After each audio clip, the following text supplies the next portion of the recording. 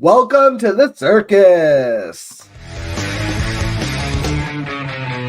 you're walking and talking and freaking and yelling and bossing and speaking and looking at a point. No one tells what to do with your high top shoes and your wavy toes with the black shorts. So don't let 'em get away. Don't think they can play and nail 'em to the wall 'cause you really need to stay. Gotta go straight, they back up, we need my ride back. Turbo jacket. He said, well, you're walking and talking, but he's faster than me. Shout my walkie-talkie man. Last night at the show. Well, you're walking and talking. Hello and welcome to the worst fantasy show. I am your host, Jack Lucene, and we are getting ready to recap the free agency madness that has taken over the NFL. Even as recently as Stephon Diggs getting traded to the Houston Texans, I tried to wait. I took a little break. Make sure you guys go check out all of the rookie episodes that I did. I had a bunch of great guests for that. We did top 10 quarterback, running back, wide receiver, tight end. So make sure you guys go check out that series. That gave me a little bit of time off, so I am back. Maybe even going to be coming in with some live shows in the near future. So make sure you hit that subscribe and bell to get notified for that. But like I said on today's show, now that the dust has settled, we are going through the free agency madness that occurred. And when I say we, I mean I have a true grinder of, I guess you could say. And in the true spirit of WrestleMania weekend, I had to bring in Grindberg.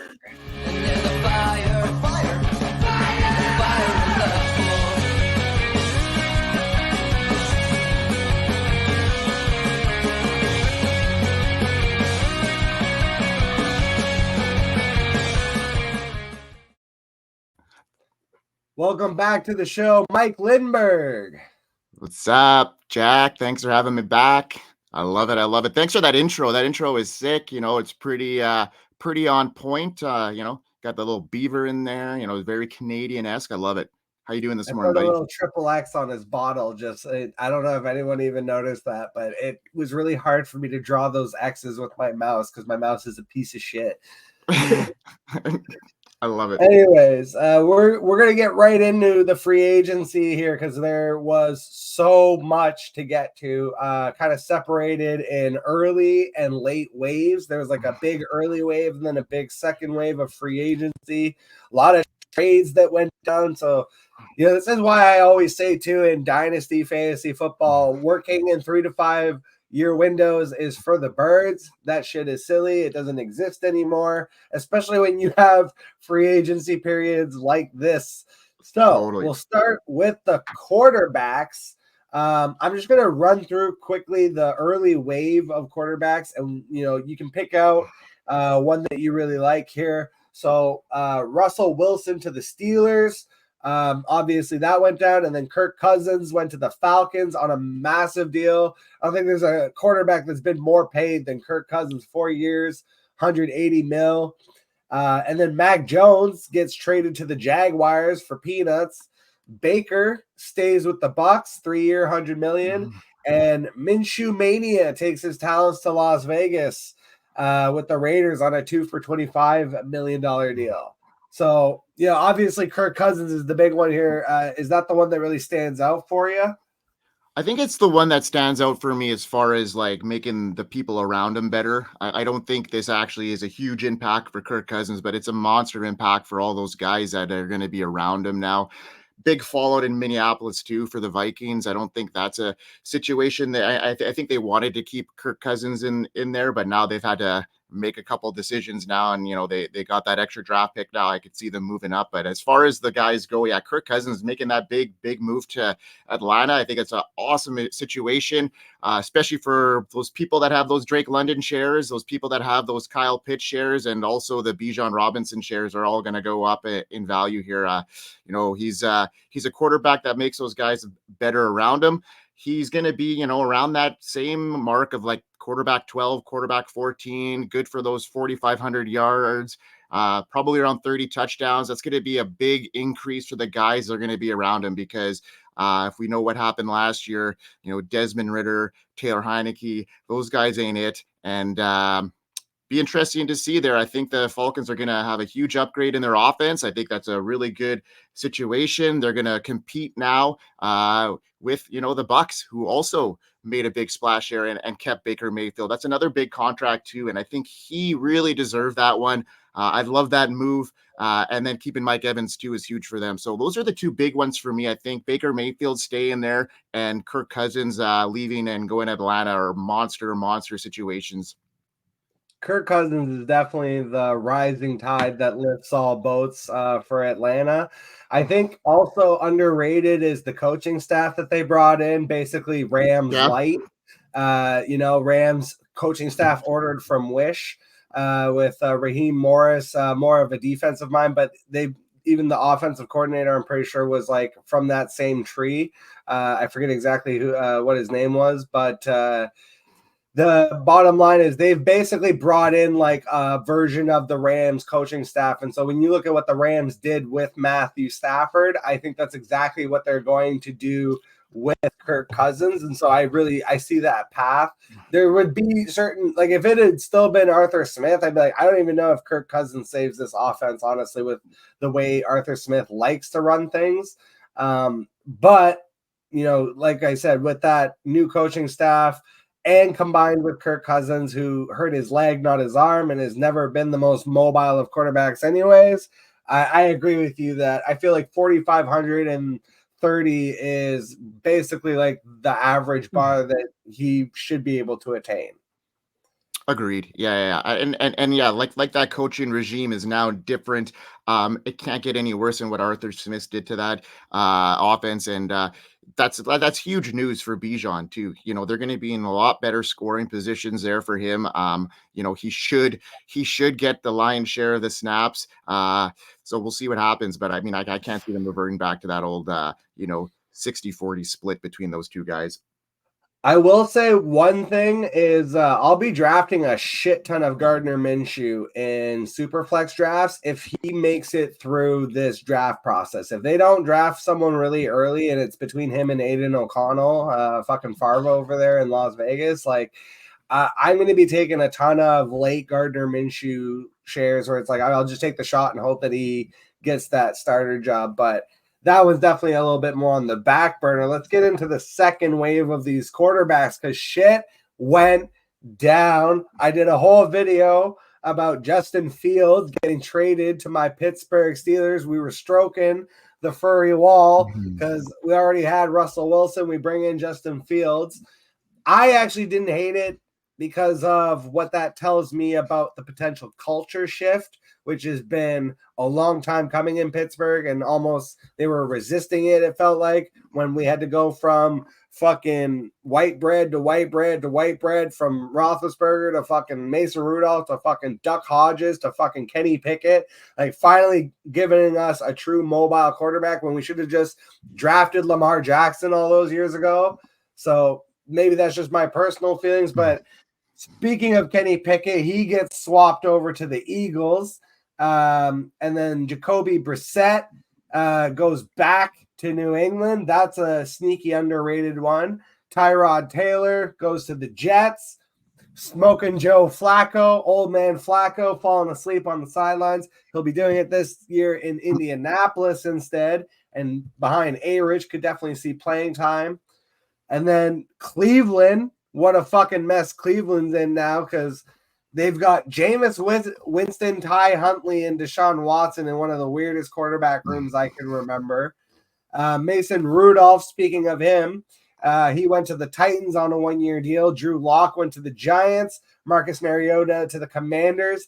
Nathan Peterman is still somehow in the fucking NFL and signed a one-year deal with the Saints. That I just thought was hysterical. Desmond Ridder to the Cardinals. Jimmy G to the Rams on what I presume is a backup contract behind Matthew Stafford.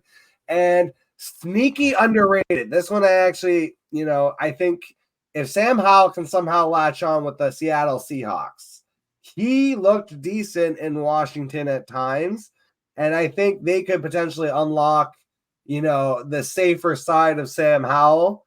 So that could potentially be an underrated move where he perhaps is able to gain that starter job.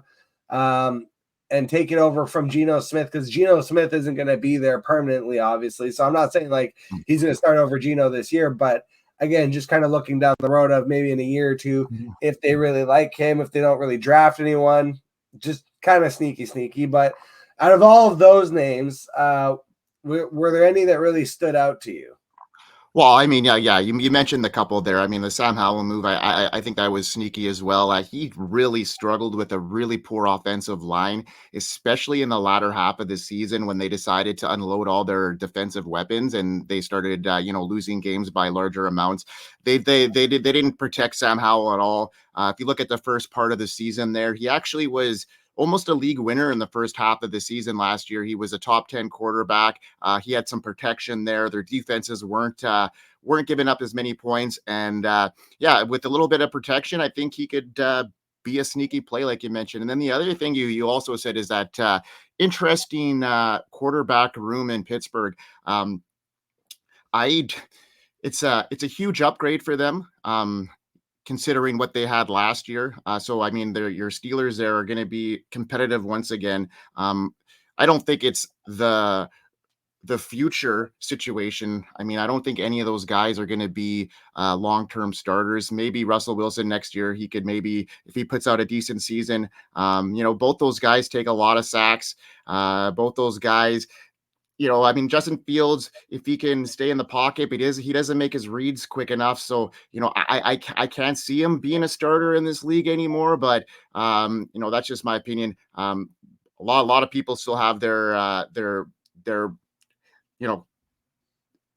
they have strong opinions about, Justin Fields, and they think he could be a starter in the league still because, he's a great for fantasy football, but as far as a starting quarterback, I have my reservations regarding him, especially with the amount of sacks he takes. Russell Wilson, I think he's going to start for most of the year. I think as long as he can, get the ball downfield a little bit, they're going to have to put some weapons around him for sure, because I don't think George Pickens is the only thing that's going to be able to sustain, fantasy production. They're going to run the ball a lot, but they need to put somebody around him as well. I think George Pickens is going to have a huge year this year too. I think they are resetting, and I do think Fields is the long-term answer here. And it's just, I know I've been following the Steelers my whole life, and I just kind of know how they operate at this point. They're not the type to like trade up in the draft and get like the new hotness and like a Jaden Daniels. But this is exactly the kind of situation where they're like, look, and again, this is just my speculation, but when I think about what's happening behind the scenes in those GM rooms, I imagine that the conversation is something like, hey, Justin Fields is a young, extremely athletic quarterback with processing issues. What does he need? Probably a redshirt season, to be honest. And what can we do to give him that? We have Russell Wilson in the building. So I do think, Russell Wilson is going to be the starter for this year. And they get the year to basically take a full year to look at Justin Fields, see how that relationship works and feels. And, if he shows improvement again in just being able to redshirt through an entire season and improve that processing, you combine an increase in processing with his athleticism and get that Josh Allen spike potentially, like that could be something. Now, where I question that is the fact that you brought in Arthur Smith as the offensive coordinator, because what Arthur Smith wants to do fits with Pittsburgh. This is where it's a weird thing. He runs the highest percentage of 2 tight end sets in the NFL. He wants to run power football, and he does a lot of that under center, which is awkward for some of these quarterbacks coming out of these shotgun option formation offenses, especially in college where it's air raid system. So, that fits the running game and the profile of the Pittsburgh Steelers and historically what we've always done. I don't know that necessarily fits Justin Fields. So that's maybe the square peg in the round hole that I don't know if that fits.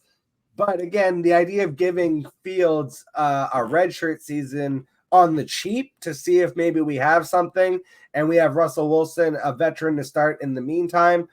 I love, again, just the idea of you're taking the chance to pivot the culture towards what the NFL is getting to, and it's hybrid quarterbacks. I think, even the Patrick Mahomes of the world is extending plays, and that's like a big aspect of what they want the quarterbacks to do these days. Yeah, I agree with that. I think a lot of these quarterbacks coming out of college need a red shirt season. You don't see them coming in and just, taking the ship and rolling with it. It's very uncommon for that to happen. Look at what happened with Jordan Love. He was able to incubate in that system, and now look at him. I think it's a good situation. But you know what? As far as his talent goes, yeah, he's very athletic. He could be that next guy. Obviously, there's a lot of NFL teams that aren't interested in that. Obviously, they see what he has shown on the field. They don't have the time to let him incubate into the system. And I think that, Pittsburgh's in a situation. They got him on the cheap. And seriously, that what's the worst that could happen? They're in this situation that they were last year, and it can only be better for them at this stage. So yeah, I think it's a great move for Pittsburgh. I think it's a good move for Justin Fields, honestly, in his future. If he can do what you say, I think that's a good situation. But verdict's still out on him for me. He's got to definitely process his reads a lot quicker, and hopefully he can start doing that in a system like that with Arthur Smith, because he's actually been. If you look at what he did with Ryan Tannehill in Tennessee, he actually wasn't that bad with him as a quarterback coach. So all that stuff that happened in Atlanta, maybe he just wasn't fit to be a head coach, and maybe under Mike Tomlin, he'll be a better offensive coordinator. So we'll see what happens there. But yeah, it's a good situation for your Steelers, my friend, because they got a huge upgrade at quarterback position, and if they could put some talent around them, we'll see what happens. Yeah, we extended the play on the quarterbacks here, but that's just because there was honestly so many quarterback moves. I think this is maybe one of the heaviest seasons I remember of quarterbacks switching around, especially guys that were starters the year before. But the real story of the free agency period was in the running back rooms, because my God, did they make waves, the running backs, this offseason. And to me, it all started with Saquon Barkley to the Eagles on a 3-year, $37.75 million deal. And then, that causes – there was a lot of moves where it's like a guy came in, so a guy had to go somewhere else. So you had Saquon come in, DeAndre Swift is out, but he finds his landing spot with the Bears, 3 years, $24 million. You look at Josh Jacobs coming into the Packers, and then Aaron Jones finds his way to the Vikings. Tony Pollard went to the Titans. Sorry to Ty Snap Percentage Spears owners out there. And then the other big ones was Austin Eckler going to the Commanders, and then Antonio Gibson going to the Patriots. Gus Bus Toot went to the Chargers. And then Devin Singletary went to the Giants, replacing Saquon there on a 3-year, $16.5 million deal. So that was all kind of in the main phase of the running backs. And then just when we thought it was settled, holy fucking shit, Derrick Henry to Baltimore on a 2-year, $16 million deal. And then Joe Mixon gets traded. At first it was reported he was cut. And then all of a sudden, no, he's traded to the Houston Texans for a 7th rounder or some shit. So a lot of moves in the running back rooms, a lot of implications for fantasy football. So let's go back to the beginning. Saquon Barkley to the Eagles. Are you in on this? How bad does this affect Jalen Hurts? Are they going to be as good with Jason Kelce now retired? What are your opinions on the Eagles situation?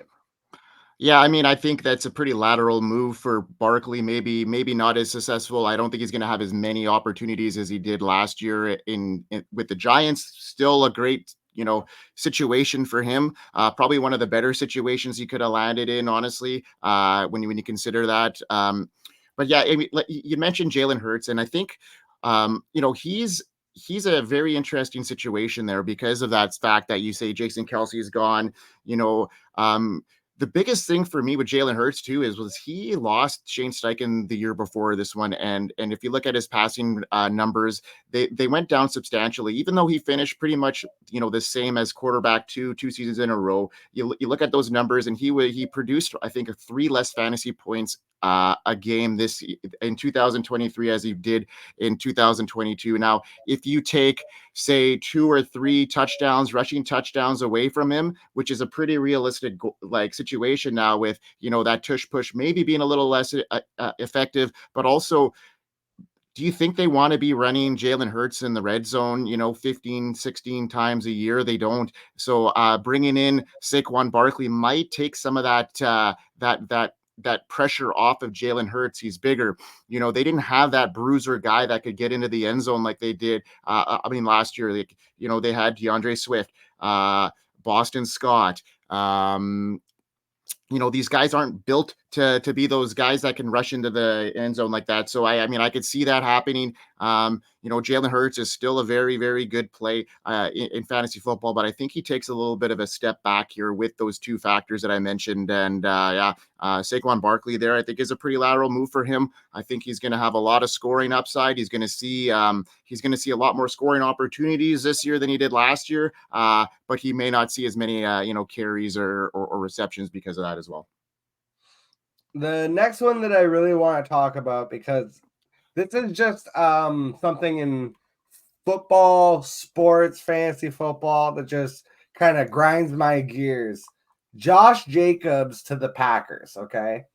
Mm-hmm. I've heard people say Josh Jacobs is washed. And I'm like, Josh Jacobs is 26 years old.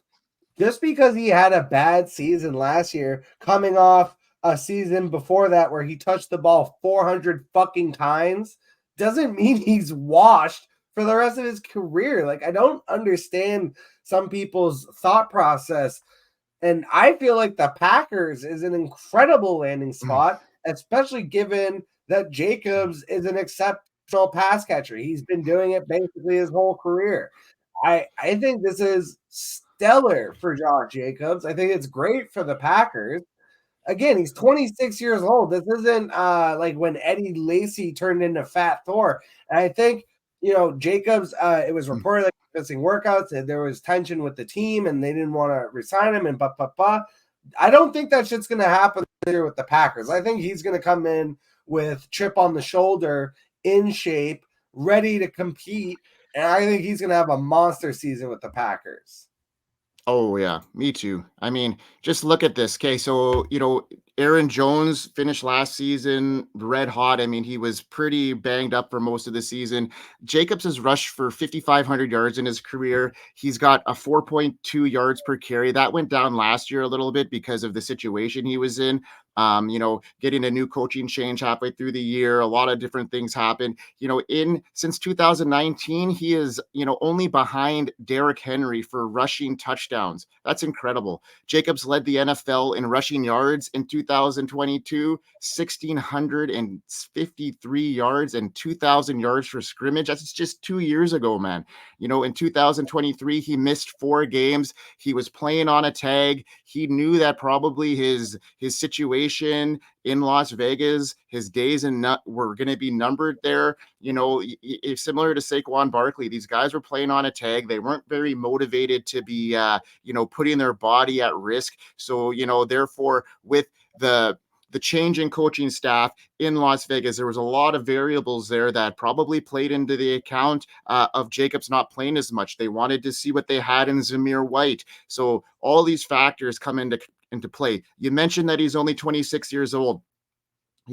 Jacobs is still got a lot on his plate to go. I think he can catch the passes. He didn't see a whole lot of that in Las Vegas, but I could see that happening here in Green Bay. Last year Jordan Love targeted his running backs 94 times, and they didn't bring anybody else to, give competition to Josh Jacobs. They have A.J. Dillon, who's a bruiser, and I can't see him taking any snaps away from Jacobs. I could see that being a 75-25 backfield.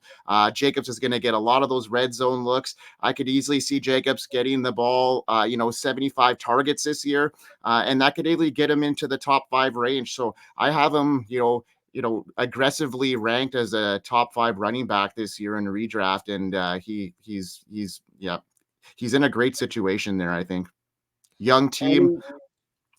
sorry, I was gonna say even the passing you said was, he wasn't that target. He had 64 targets the 2 years prior to last year and Yeah. 53 and 54 receptions. So again, it's not like he can't catch the ball. He caught 53 out of 64 of them and 54 out of 64 of them. Yeah. So it's like, yeah, if he sees 75 targets and another 50, 60 receptions, like that's just money in the bank. But then even everything you said negatively on a down year last year, he still had 1,000 all purpose. Yep. Yep. So yeah, you pick the next one out of the running backs. Like we've talked about Saquon and Josh Jacobs. What was your next favorite on the list? Oh, well, I don't have it's not more of a favorite, but it's a situation that needs to be looked at. And, a lot of people were really upset about Tony Pollard going to the Tennessee Titans for your Tajay Spears shares. And I'm here to tell you that, I'm not that concerned about Tony Pollard, affecting Tajay Spears all that much. There's a lot of touches up for grabs in that backfield. If you look at how much Derrick Henry was used last year, I think he rushed the ball 270 times and he caught, 30 passes. So that's, 250 plus touches up for grabs in that backfield. And Tajay Spears only played 67% of snaps at his highest game last year. So 67% snap share was his highest rank. And, the last half of the season, he was around the 50 to 70% snap share on average. And I could see him getting even more than that this year. So he's going to get more targets. He's going to get more playing time. No, he won't be the workout horse back that people were hoping for, but I don't think that was going to be the plan anyway for Tajay Spears. I think they were going to bring in somebody anyhow. The guy doesn't have an ACL in one of his legs, so they're going to be cautious with him. I think his sweet spot is, 200 rushes, 70 targets is going to be a really good effective range for Tajay Spears, and I think he can get it. And that brings Tony Pollard into the mix. Yeah, he's going to be used. It was a decent amount of money he got as well, so they're not going to not use him, but I don't think they're going to use him to the extent that they used Derrick Henry last year. So I could see that being, a 50-50 split for most of the year, and they're going to go with the hot hand. And that means, for a guy like Tajay Spears, who is ultra effective with his rushes and his opportunity, I think he's going to find some really good success. So, he's not going to be the workhorse back that we talked about, in the offseason, but we'll see what happens. I think it's still not a bad situation. So I'm not completely out on Spears there.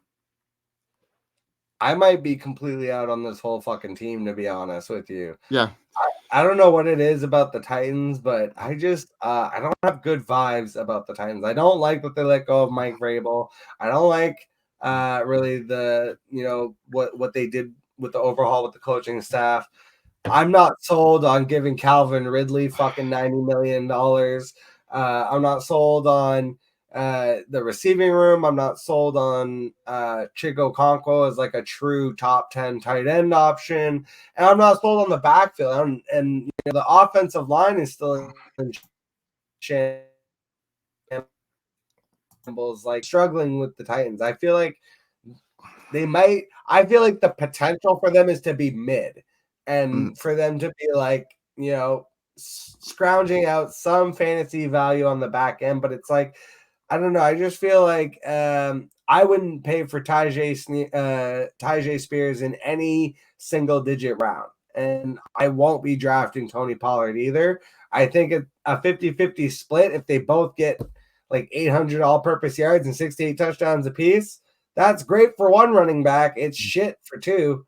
So I don't see the path really for either of them to really succeed. I think they're both going to be kind of standing in each other's way unless one of them were to get injured. But like, I also just don't like this offense. I'm not really a believer in Bananarama, Mayo Sandwich, whatever the fuck you want to call him, Will Levis. Just this whole thing that they've kind of built by accident and are kind of now just stuck with, like, this feels like a situation that's going to get blown up in a year or two. Like, this feels like a Jim Tom Sula team. Oh, well, I mean, they've made some really head scratching moves, spending a lot of money on guys that are kind of not, in their age prime. If you look at, Calvin Ridley, that's a huge contract for a guy. Yes, he doesn't have a huge amount of wear and tear, and he was effective when Christian Kirk was out of the lineup last year. He was putting up, wide receiver 2, some week, wide receiver 1 numbers, but he's 29, 30 years old right now. Look what they paid for L'Jarius Sneed, who's 27 years old, coming off he's got some injury histories with that knee. That's a lot of money to be paying out. And Tony Pollard got a decent amount of money too. So they're dishing out a lot of money, and they're putting these people around, Will Levis, who obviously you're not buying into him. I'm not buying into him. So yeah, I mean, there's a lot of variables there, and I'm not super sold on that either. So yeah, that's a whole shit situation for sure. Yeah, I'm trying to keep an open mind so that I don't just like disclude them from all of my drafts, because I have a tendency to be like, oh, I'm just out on this team. I just won't draft anyone at all from that team, even if there is like some potential value. But I don't know. That's something in the more recent years of fantasy football that I've adopted. Of I'm just going to draft the guys that are on the good teams. Like the good players on good teams are the ones that win fantasy games. It sounds like easy, but it's true. Austin Eckler to the Commanders. I thought that was like whatever, but if he could have a little bit of a resurgence, and if he goes for a decent value, I'll definitely be drafting him.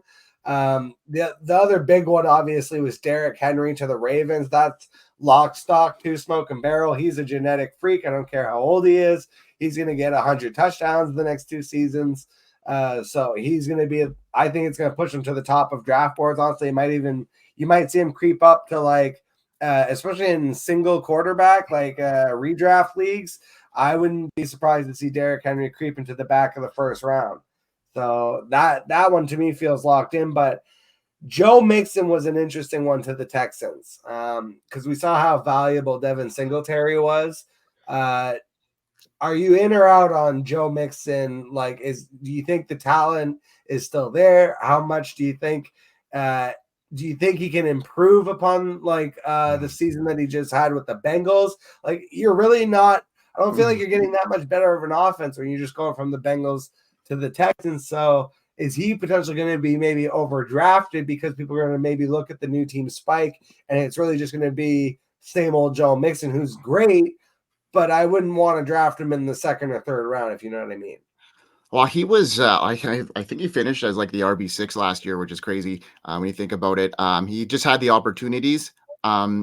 They weren't in a whole lot of great scoring opportunities. The Bengals were pretty banged up for most of the year. They didn't have Joe Burrow for parts of it. T. Higgins, even Jamar Chase had some injury luck there. So, yeah, I mean, it's pretty even at this stage for me. I think for Joe Mixon, he's gonna I love that Houston Texan team now with Diggs in the mix. I think they're going all in. They're putting everybody around CJ Stroud, and yeah, he's gonna have opportunity. He's gonna have opportunity to score. If he could be effective with his opportunity, I mean, he's just going to have the chances. So yeah, I'm in on Joe Mixon, and depending on the price, I won't pay 1st round, 2nd round for him, but I definitely will be interested when some of these other guys go off the board, because I still think he's, opportunity says it all for these running backs. If they can get in the game and have opportunity, they're going to succeed for the most part, and that's what's going to happen there. And I think they're going to score a lot of points, these Houston Texans. So I think Joe Mixon is a good play. So speaking of Stephon Diggs going to the Texans, let's switch over to the wide receivers. Let's just talk about Stephon Diggs right away, because I'm going to be super in on Stephon Diggs this year, especially in redraft. I'll buy him if there's a dip in Dynasty, honestly, but in redraft leagues especially, I'm going to be so in on Stephon Diggs for a couple of reasons. One, new team spike is real for a guy like Stephon Diggs. We saw that when he landed in Buffalo, and that first season in Buffalo was by far, I feel like, his best season.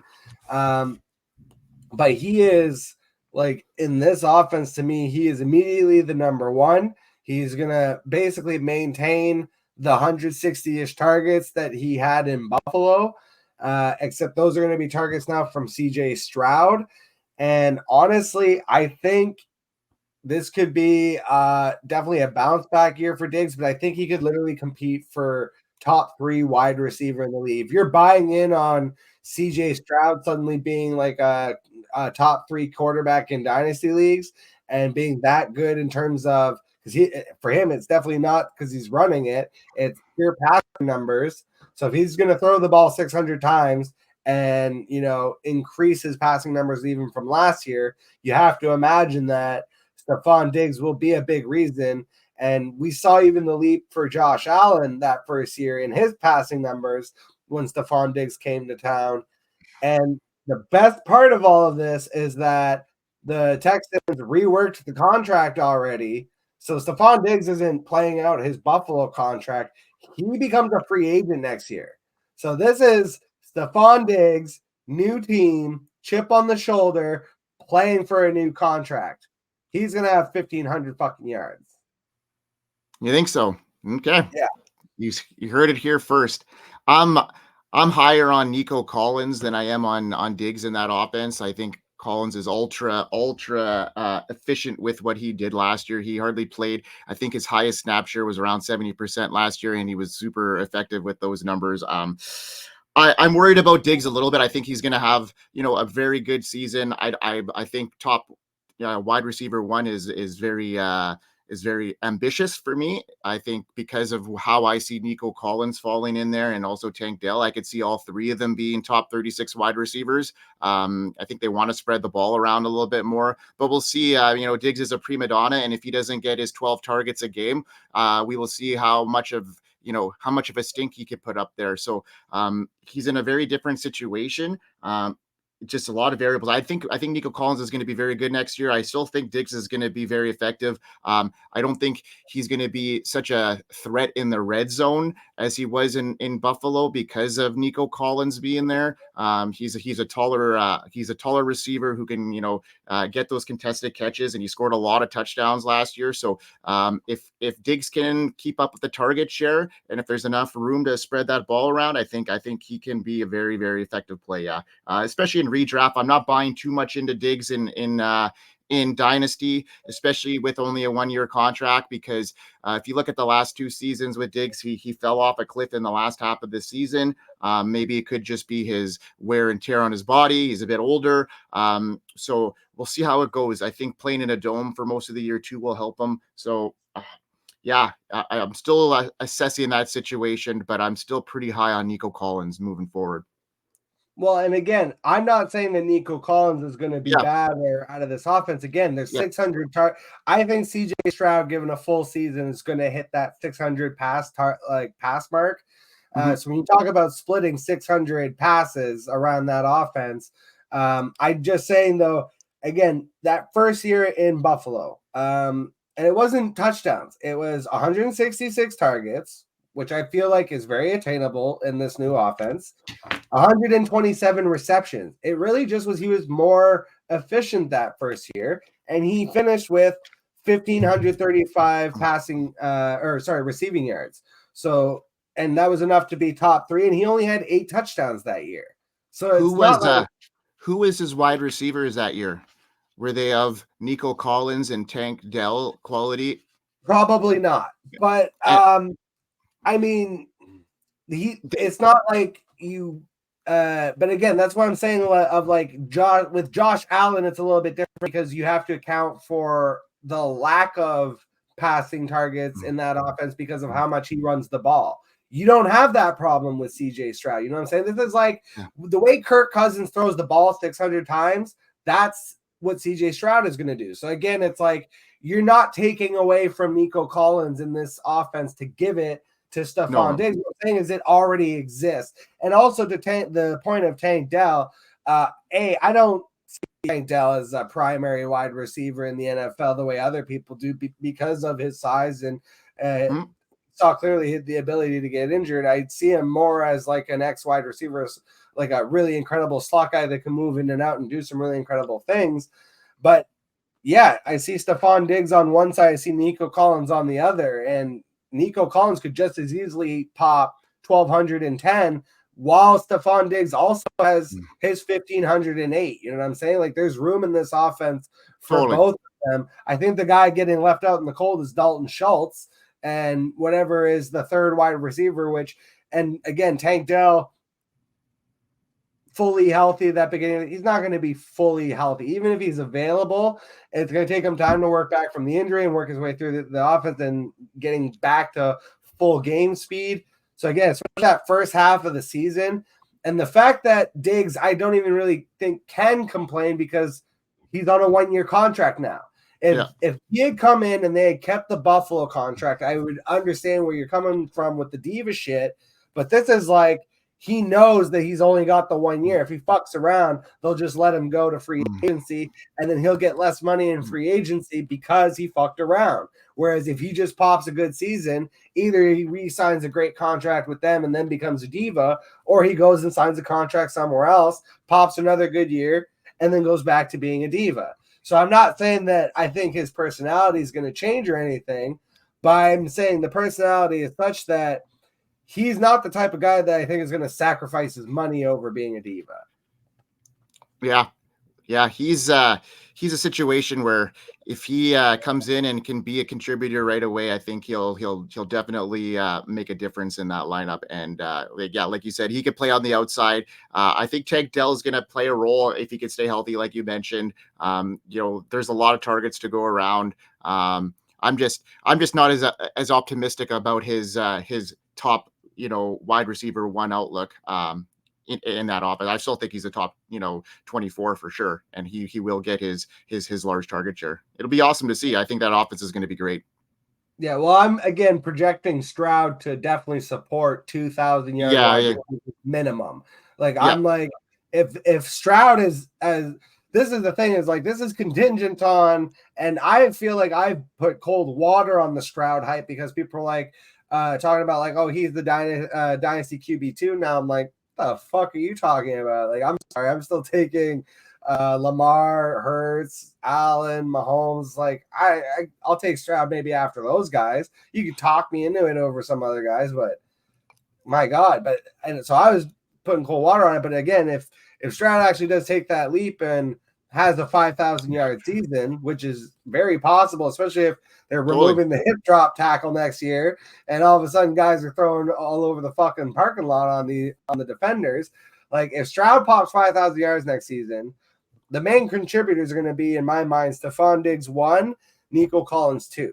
And they're very much like Nico Collins is a better version of Gabe Davis in my mind. So it's like, again, I don't see that taking away from what Stephon Diggs does. If he is, and maybe one wide receiver 1 overall, you're right, in this day and age would be difficult if you don't have like the pure volume, but top 5 is probably more what I'm trying to get at, because I do think, like I said, he's going to hit about 1,500 yards. 1,500 is the mark I see for him, and like 8 touchdowns, give or take. Like, literally, like that first season in Buffalo, I think he's about to replicate it in Houston.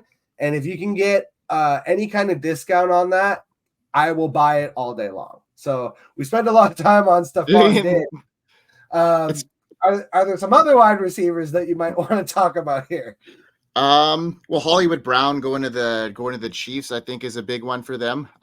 Especially after all this Rashee Rice situation going down. Yeah. I mean, he could be facing a suspension. We shall see. There's a lot of variables there. They're going to have to prove some stuff. But Marquise Brown going there, he was never going to be their primary wide receiver 1. I think he's a great complimentary guy who's going to be able to open up the field really good for Mahomes. He's going to be a little bit more sure-handed than the guys that were in this lineup before.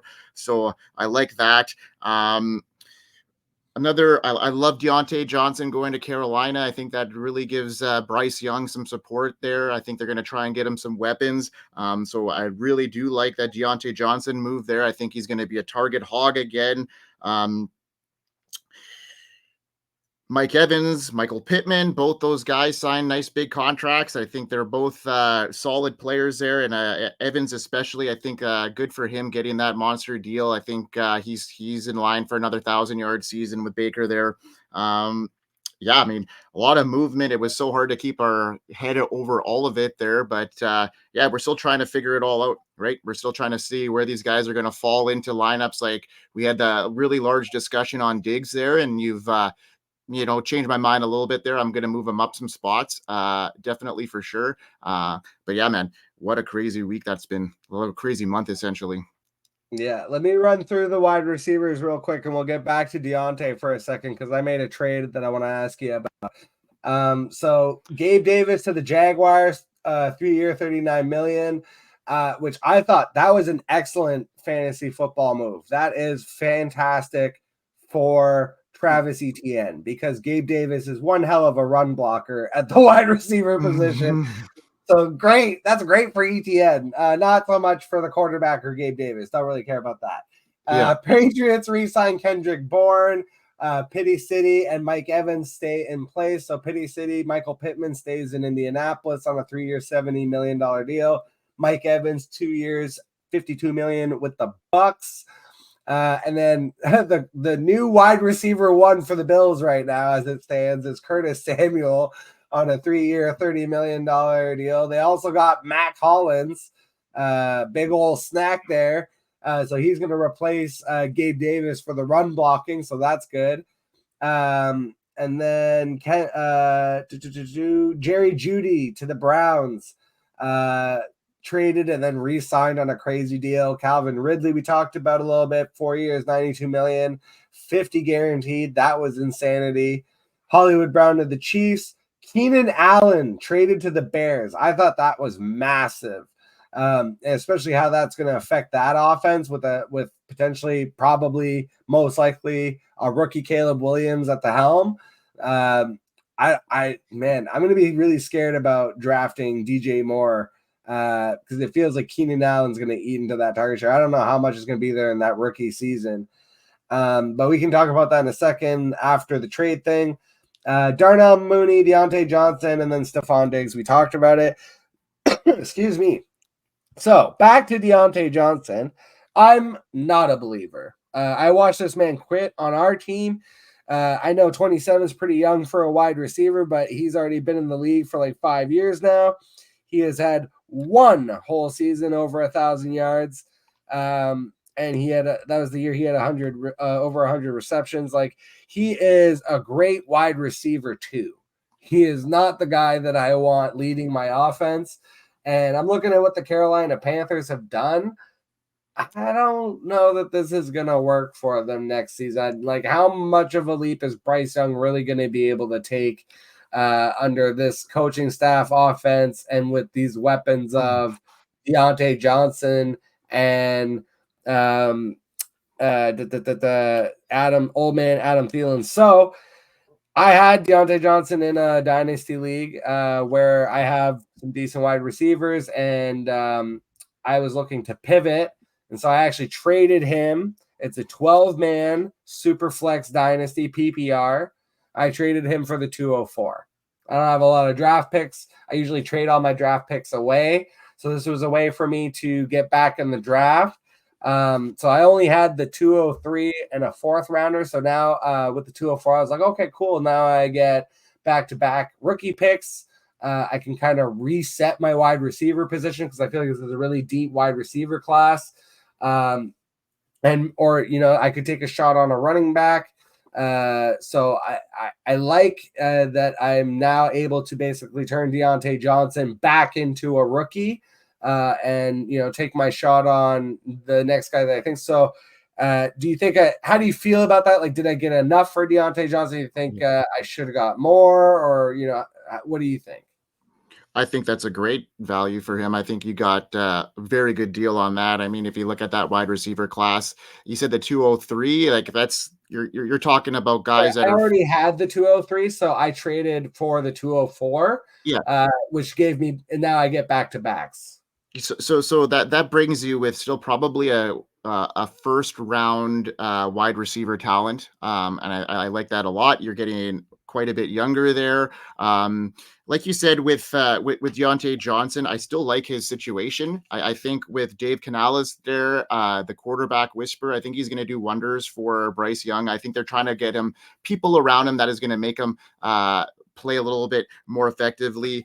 Canales was, super big in, changing Geno Smith's career, and then Baker Mayfield, the back-to-back years, he was kind of like the quarterback whisperer. So I'm optimistic, if you will, about the situation there in Carolina. But yeah, if you can get a 204 for Deontay Johnson, that's a very good value there. We just we're in the middle of a dynasty startup with the undroppables and some pretty savvy guys there, and Deontay Johnson just went off the board, and I think the 205 just went off the board, so we're pretty online with what you're saying there, and depending on what your roster build is, and like you said, you want to get it a little bit younger at that position, that is a totally fair move. It's very, very I think with this rookie class, I still think the pick is a bit more valuable than Deontay. But if you're an owner that is on a championship push and you want to get Deontay Johnson as your wide receiver 3 flex, I think that's a pretty good situation if you can look at 140 targets this year, which is not outside of this the realm of possibilities. And even if he does go under 1,000 yards, that's a good 100 receptions for 1,000 yards, maybe 4 touchdowns. It's still a pretty good flex position to me. And I think what we saw Adam Thielen do in that offense last year, he was a playable wide receiver. I think it's only going to get better. But yeah, great trade for you, my friend. Great trade. And just as an extra caveat too, because I'm looking at this team, I'm realizing okay, yeah, I remember why I was kind of shopping him around is because obviously I had them on separate teams, but I have Adam Thielen on this team also. So I'm looking at my wide receiver room is Adam Thielen, Terry McLaurin, and Mike Evans. Obviously a little long in the tooth there. Yeah.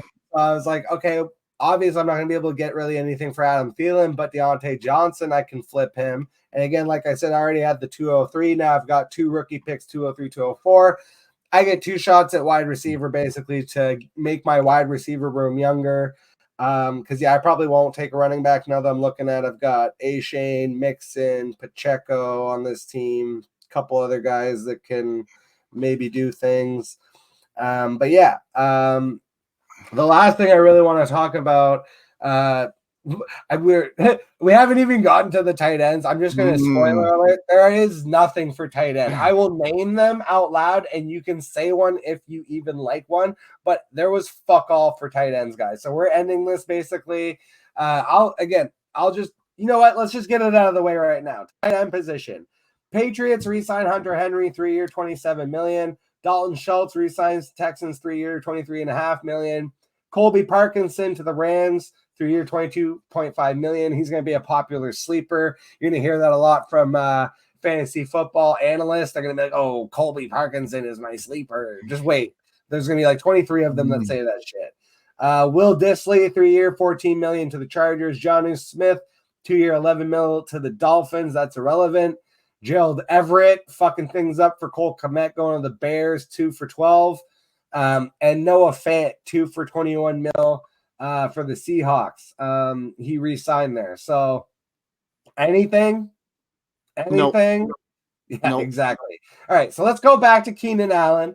That was the thing I wanted to talk about in this Bears offense. Also, shout out to I've been kind of working on this like mock draft article. I don't really do that kind of stuff, like the ranking stuff and the mock draft stuff and like the actual what I call the grinder articles for the pros. I leave that to the Grindbergs out there. Guys like you doing real work. But I was working on a little mock drafty for myself for shits and giggles. I was maybe going to work it into an article at some point. But I have the Bears taking Mr. Brock Bowers at I think they're at 8 or 9. I can't remember exactly, but I have them instead of taking Roma Duns. I think they're going to take Brock Bowers. The reason being, I don't think they're super sold on Cole Kmet as like a true tight end one. I think they see the opportunity of having Bowers. The fact that you could have Bowers and Kmet in 2 tight end sets also presents interesting possibilities. And the fact that they already have Keenan Allen and DJ Moore, I don't think they're like, oh, we definitely need a third wide receiver that's built just like those two guys. So I don't know that Roma Duns necessarily fits, but from a perspective of fantasy, when they draft Caleb Williams, because that's happening, even though there was a point where Caleb Williams said he really didn't want to go to Chicago, and I feel like they're like, well, let's trade for Keenan Allen, make sure he's not so pissed at us when we take him. But I think he's going to be the de facto 101 in Superflex Dynasty rookie drafts, and I think that's going to be paid off. I think he's going to be successful kind of no matter what now, because Keenan Allen and DJ Moore as a 1-2 punch is like an incredible wide receiver room. And then again, if you add in Cole Kmet, whether they go the route of O'Duns or a Brock Bowers, like you're just adding so many guys now. You've got DeAndre Swift in this backfield, which already had Khalil Herbert and Roschon Johnson, which I felt was adequate. So it's like you've got a lot of pieces. The one thing really missing is they're going to still have to add some guys to this offensive line. And I'm not so sure about the coaching, but I guess are you in or out on the Bears wide receiver room, specifically Keenan Allen and DJ Moore? Do you think that, kind of like we were discussing with Houston earlier, that they can share with the difference being that, when we were talking about CJ Stroud and potentially 600 pass targets, now you're talking about a rookie quarterback and whatever he's going to give you. So I guess, do you think that both Keenan Allen and DJ Moore can really be successful for a fantasy perspective, especially where they're going to get drafted for this offense? Or is this really a case of take Caleb Williams and kind of ignore these other guys because they're going to get drafted too highly? No, I'm really high on Caleb Williams, and I think they're going to be. I don't think there's a rookie out there that's going to be put in a situation like him, with the weapons that are going to be around him. I mean, Chicago has done a good job. Last year with keeping Fields, they've created a lot of capital there, and it's unlikely that teams are set up like Chicago has been because of that pick from last year. So they're going in with a lot of momentum. I love DJ Moore this year. I'm a huge DJ Moore truther. I think he's going to be the number one guy there over Keenan Allen, in my opinion. Just the way he's been able to, just be so great with such shit quarterbacks. And now he's going to get a quarterback that can get him the ball downfield. He can scramble. I love that. I think Keenan Allen's going to have a very good season as well. I think he's going to be able to support both of those guys. And like you said, they may bring in some other weapons offensively to help with that, like a Brock Bowers or a Rome Odunze. All that stuff is all going to be great for Caleb Williams and his development. So yeah, I'm in on these guys like anybody else. You're going to have to pay the right price at their ADP. I think Keenan Allen might be going a little bit more expensively because of, I don't think he's going to be as successful. So I'll be a little bit more, up against the wall against Keenan Allen. I'll probably have a little bit more reservation picking him in that spot. I definitely will be picking a lot of DJ Moore because I've seen where his ADP is at, and I think he's going to outperform that because people are fearing the Keenan Allen addition. And don't get me wrong, I think Keenan Allen is going to be very good in that offense too. So both those guys, if at the right place, are going to be good. And I think Caleb Williams is going to be a very, very good right out of the gate next year. I mean, it sucks because he does play in Chicago. We're down in the later half of the season. The weather does get, not so great. So he's not going to have that luxury that CJ Stroud has playing in a dome in the later months. So he may not have that, potential to throw, the 5,000 yards in his career, be in there, but we shall see. I mean, I love what the Bears have done. I like their running game. I think Roschon Johnson is going to take a big step forward. I think DeAndre Swift is going to play a role in that offense that's going to be effective. So I think they've done a good job surrounding Caleb Williams with the guys he's going to need to succeed right out of the gate. And with these rookie quarterbacks, they need that because they're not getting the time to develop and have a redshirt year like we talked about earlier in the show here. Yeah, I'm nervously excited for them. I'm a little more reticent than you are, I think.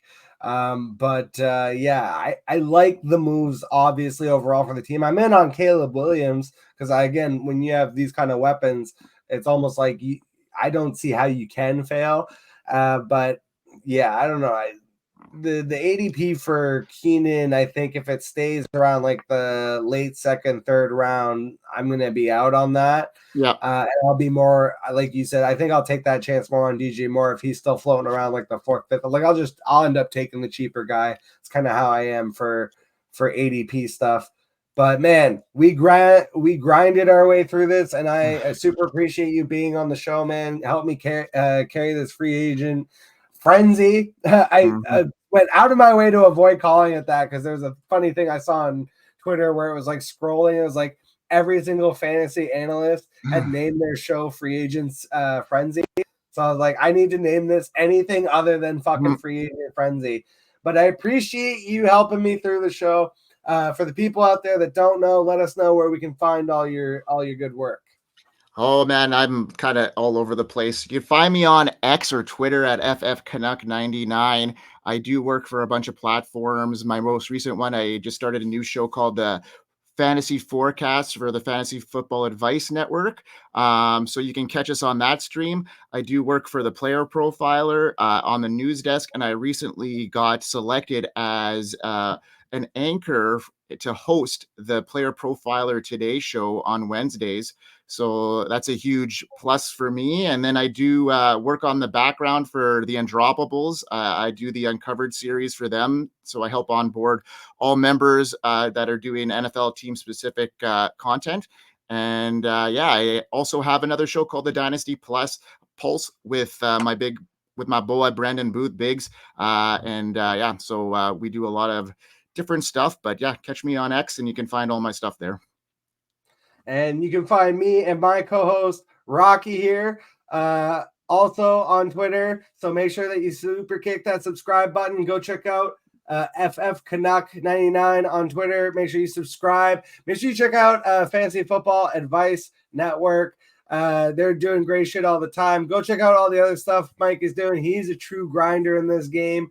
That's why I love having him on the show. So, man, I appreciate you coming on. I appreciate all of you guys out there watching, and I will catch all of you guys on the flip side. Peace. He's running down the middle by the 50. He's at the 30. He's bare-chested and banging his chest. Now he runs the opposite way. He runs at the 50. He runs at the 40. The guy is drunk, but there he goes. The 20. They're chasing him. They're not going to get him. Waving his arms, bare-chested. Somebody stop that man. Here comes